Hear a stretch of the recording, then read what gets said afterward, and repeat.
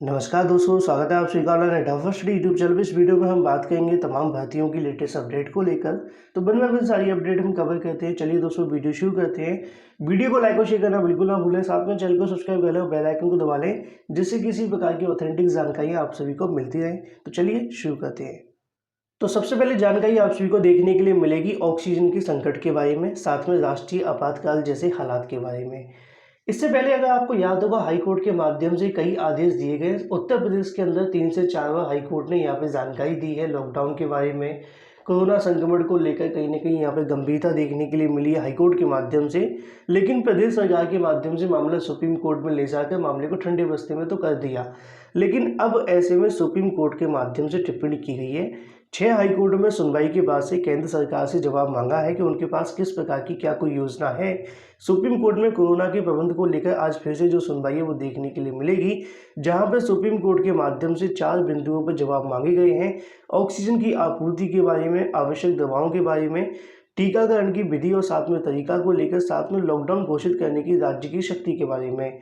क्योंकि इससे पहले लगातार हाईकोर्ट के माध्यम से यहाँ पर सलाह दी गई है कि प्रदेश के अंदर लॉकडाउन लगा दिया जाए, और भी कई राज्यों के अंदर ऐसा देखने के लिए मिला है। तो दूसरी तरफ ऑक्सीजन को लेकर लगातार मारामारी देखने के लिए मिल रही है। इन तमाम मुद्दों को लेकर एक बार फिर से सुप्रीम कोर्ट में सुनवाई होगी। सुप्रीम कोर्ट के माध्यम से यहाँ पे एक बार टिप्पणी भी की गई, जैसा कि आप सभी देख पा रहे हैं कि राष्ट्र में आपातकाल जैसे जो हालात है वो देखने के लिए मिल रहे हैं कोरोना को लेकर।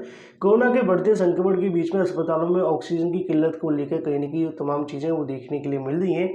इससे चिंताजनक स्थिति, मरीजों के लिए सांस लेने में हो रही तमाम समस्याओं को देखते हुए सुप्रीम कोर्ट ने सरकार से प्रभावी कदम उठाने को कहा है। साथ में पीएम नरेंद्र मोदी ने हालात की समीक्षा बैठक को लेकर दिशा निर्देश भी जारी कर दिए गए हैं।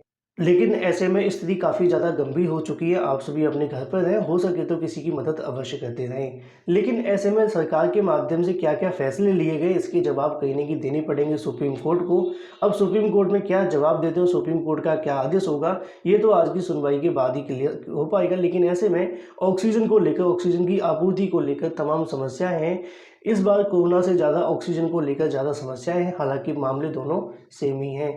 वहीं दूसरी तरफ बात करें, कोरोना के चलते कई ऐसी भर्तियां हैं जिनको यहाँ पे स्थगित कर दिया गया। तो कई ऐसी भर्तियां हैं जो कि काफ़ी लंबे समय के लिए ठंडे बस्ते में चली गई हैं।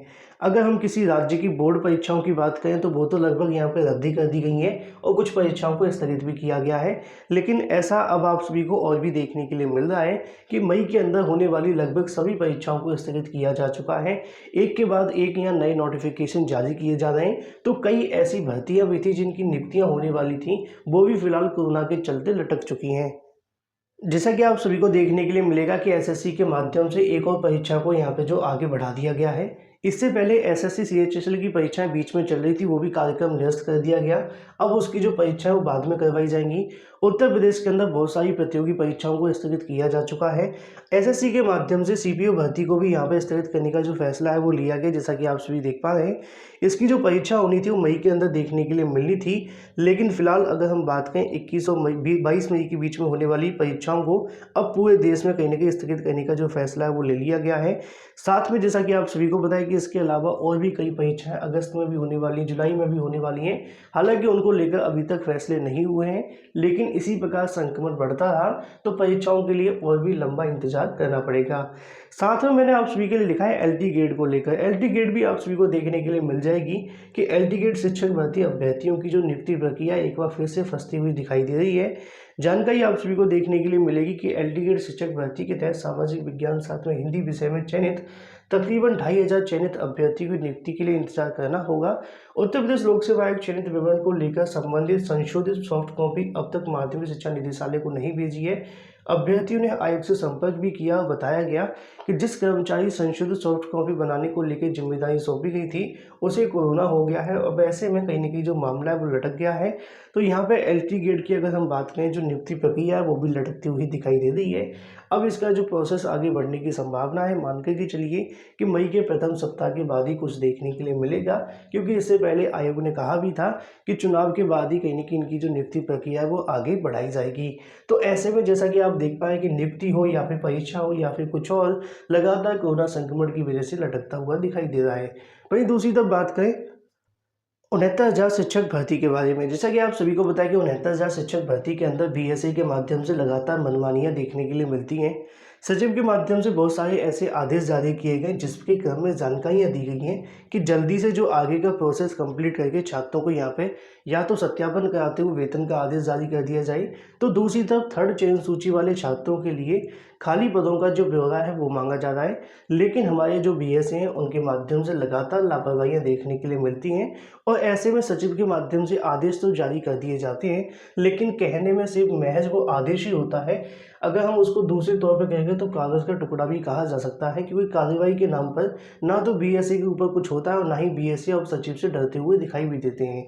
ऐसा ही कुछ आपको यहाँ पर भी देखने के लिए मिल जाएगा, क्योंकि अगर बीएसई के माध्यम से समय से पहले यहाँ से जो कहीं न कहीं सारा डाटा भेज दिया गया होता, तो थर्ड काउंसलिंग वाले छात्रों को ज़्यादा लंबा इंतजार न करना पड़ता।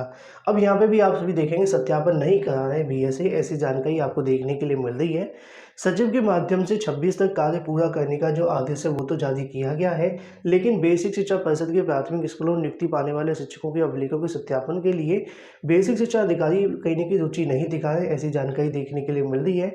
69,000 शिक्षक भर्ती पूरा करने के बाद में जैसा कि आप सभी को पता है कि सभी बीएसए कड़े निर्देश दिए गए कि 26 अप्रैल तक इन सभी के कहीं न कहीं सत्यापन करवा के बोर्ड परीक्षाओं के बारे में, परीक्षा नियामक विश्वविद्यालय और भी तमाम वेबसाइट पर जाकर उनका ऑनलाइन सत्यापन करा लिया जाए।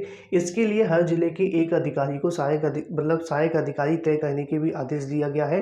साथ में 69,000 शिक्षक भर्ती में नियुक्ति पाने वाले अभिलेखों के सत्यापन के लिए परिषद मुख्यालय में अब तक कई पत्र जारी किए गए हैं। उन्हें वेतन भुगतान से पहले शैक्षिक प्रशिक्षण और साथ में प्रमाण पत्रों सहित अन्य का सत्यापन होना आवश्यक है। परिषद के सचिव प्रताप सिंह बघेल ने साथ में बीएसए के भेजे गए पत्र में लिखा है कि इस संबंध में जिला स्तर पर अपेक्षित की जो कार्यवाही है वो होनी चाहिए। जबकि माध्यमिक शिक्षा परिषद अगर बात करें, परीक्षा नियामक अधिकारी साथ में कई विश्वविद्यालय की वेबसाइट पर परीक्षा फल भी उपलब्ध है। ऐसे में अभ्यर्थियों के अभिलेखों का ऑनलाइन सत्यापन किया जा सकता है, लेकिन होने को तो बहुत कुछ हो सकता है जैसा कि स्टार्टिंग में आप सभी को बताया। लेकिन कहीं न कहीं यहाँ पे जो मामला है वो लटका हुआ है। लगातार जो मांग है वो की जा रही है कि इनका सत्यापन करा दिया जाए, लेकिन बीएसए कहीं न कहीं ना तो सत्यापन कराते हुए दिखाई दे रहे हैं और ना ही थर्ड चयन सूची को लेकर आगे की जो कार्यवाही है वो देखने के लिए मिल रही है। इससे पहले आप सभी को पता है कि 75 जिलों से डाटा मांगा गया था।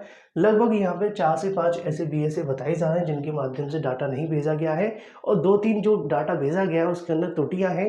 तो ऐसे में 7-8 ऐसे जनपद हैं जिनके माध्यम से अभी तक कहीं न कहीं जो डाटा है वो आगे नहीं भेजा गया है। ना ही सचिव के माध्यम से कोई नया पत्र भेजा गया है जिससे स्पष्ट हो कि थर्ड चयन सूची के बारे में अभी कितने जिले ऐसे रह गए जिनके माध्यम से डाटा नहीं दिया गया है। हालांकि जो जानकारी देखने के लिए मिल रही है शासन के अधिकारियों के माध्यम से, आपको जल्द ही यहाँ से चयन सूची देखने के लिए मिलेगी, लेकिन उसके लिए मई के प्रथम सप्ताह का इंतजार करना पड़ेगा। जो जानकारी कल के वीडियो के माध्यम से आप सभी को दे दी गई थी, लेकिन अगर बीएसए जल्दी डाटा दे देते हैं तो और भी काफ़ी कुछ आपको यहाँ से देखने के लिए मिल सकता है। तो ये तो दोस्तों बात हो जाती है 69,000 शिक्षक भर्ती के अंदर बीएसए की मनमानी को लेकर, साथ में शिक्षकों के सत्यापन के बारे में। लेकिन थर्ड चयन सूची के बारे में जो छात्र इंतजार कर रहे हैं, फिलहाल उनको कहीं ना कहीं इंतजार तो करना पड़ेगा पूरे पंचायती चुनाव होने के बाद में। उसी के बाद आगे का जो प्रोसेस बढ़ने की संभावना है और ऐसे में सचिव के माध्यम से एक जानकारी लेने का ये भी प्रयास किया जाएगा कि आखिर अभी कितने बीएसए रह गए और पत्र क्यों नहीं जारी किया जा रहा है अगर डाटा नहीं मिला है तो। ये तो दोस्तों बात होगी थर्ड काउंसलिंग के बारे में। वहीं दूसरी तरफ बात करें अपनी अगली अपडेट को लेकर, जो कि संबंधित है लगभग 2600 पदों पर भर्ती के बारे में। यहाँ पे जानकारी आपको देखने के लिए मिलेगी स्टाफ नर्स को लेकर। महिला साथ में पुरुष की जो भर्ती है वो आपके सामने आ जाती है। आयु की अगर हम बात करें 21 से 42 के बीच में आपको देखने के लिए मिल सकती है। साथ में अगर बात करें आवेदन शुल्क के बारे में, 800 से लेकर 400 रुपये आप सभी को वर्गवार देखने के लिए मिलेंगे। पात्रताओं की अगर हम बात करें, शैक्षिक योग्यता बीएससी साथ में नर्सिंग के साथ अगर आपने किया हुआ है और इसके अलावा जो अन्य पात्रताएं होंगी वो ऑफिशियल नोटिफिकेशन में देखने के लिए मिल जाएंगी। अधिमानी अर्हता की अगर हम बात करें, एनसीसी बीसी अगर आपके पास में है तो आपको यहाँ से जो अधिमानी अर्हता है वो देखने के लिए मिलेगी, मतलब कि प्रेफरेंस। साथ ही तारीख की अगर बात करें 2 मई 2021 यहाँ पर अंतिम तारीख है। आवेदन आप सभी के ऑनलाइन लिए जाएंगे। नीचे आप सभी के सामने ऑफिशियल वेबसाइट देखने के लिए मिल जाती है, जिस पे आप लोग जाकर पूरा विज्ञापन डाउनलोड करके पढ़ सकते हैं, जहां पे आवेदन करने के लिए लगभग 2621 कुल पद है। उत्तराखंड से वैकेंसी आपको देखने के लिए मिल जाती है जो कि स्टाफ नर्स की है। इसके अलावा अगर हम बात करें अपनी अगली अपडेट को लेकर, जो कि है परीक्षा पैटर्न के अंदर बदलाव के बारे में। सीबीएसई के माध्यम से एक नया बदलाव देखने के लिए मिला है, जो कि परीक्षाओं के पैटर्न को लेकर है। नई शिक्षा नीति के अकॉर्डिंग योग्यता आधारित वास्तविकता साथ में जीवन से जुड़े प्रश्नों को मिलेगी तरजीह, ऐसी जानकारी देखने के लिए मिल जाती है। अब बदलाव की अगर हम बात करें 11वीं और 12वीं को लेकर, मौजूदा पैटर्न आप सभी के सामने है कि बहुविकल्पीय प्रश्न के साथ में वास्तुनिष्ठ आप सभी को देखने के लिए मिलते हैं, जो कि 20% होते हैं। अगर हम बात करें केस आधारित साथ में सोर्स आधारित, आपको 10% देखने के लिए मिलते हैं, और लघु और साथ में दीर्घ उत्तरीय प्रश्न जो होते हैं वो 70% देखने के लिए मिलते हैं। लेकिन मौजूदा अगर बात करें 9वीं और 10वीं के बारे में भी कुछ ऐसा ही आपको देखने के लिए मिलेगा। हालांकि जो परसेंटेज होगा वह 60% आ जाएगा लघु और दीर्घ के बारे में। लेकिन जो संशोधित किया गया उसमें लिखा है कि 20% योग्यता आधारित प्रश्न आपके होंगे। इसमें बहुविकल्पीय केस आधारित साथ में सोर्स आधारित प्रश्न भी देखने के लिए मिलेंगे, और 20 जो होने वाले हैं वो वास्तुनिष्ठ आपके सामने होंगे। शेष जो बचे होंगे वो आपको देखने के लिए मिलेंगे 60% प्रश्न लघु उत्तरीय साथ में दीर्घ उत्तरीय। इसी के अलावा आप सभी को 9वीं और 10वीं के अंदर देखने के लिए मिल जाएगा, जहाँ पर 20% योग्यता आधारित थे, उसी क्रम में अगर हम बात करें 9वीं और 10वीं को लेकर, यहाँ लिखा हुआ है कि लगभग आपके सामने 30% देखने के लिए मिलेंगे, और साथ में जो आपका 10% बचेगा, मतलब 50% लघु उत्तरीय साथ में दीर्घ उत्तरीय प्रश्न आपके सामने आने वाले हैं। तो परीक्षा के पैटर्न के अंदर सीबीएसई के माध्यम से एक बार फिर से जो बदलाव है वो किया गया है। वहीं दूसरी तरफ बात करें, कोरोना संक्रमण के बीच में सबसे बड़ी एक समस्या देखने के लिए मिल रही है ऑक्सीजन, तो दूसरी समस्या है बेड ना मिलना। बेड को लेकर लगातार आप सभी को आए दिन सोशल मीडिया पर चीज़ें देखने के लिए मिल रही हैं। अब ऐसे में आप सभी के सामने यहाँ पे भी आ जाता है कि कोरोना मरीज सीधे भर्ती हो सकेंगे। बड़ा फैसला देखने के लिए मिल रहा है कि प्रदेश सरकार ने एक बड़ा फैसला करते हुए कोरोना संक्रमित मरीजों की भर्ती करने के लिए निजी और सरकारी अस्पतालों में कुछ शर्तों की छूट के साथ दे दी है। अब ऐसे में उनका कहना है कि अपर मुख्य सचिव स्वास्थ्य अमित मोहन प्रसाद के एक शासना आदेश जारी किया गया।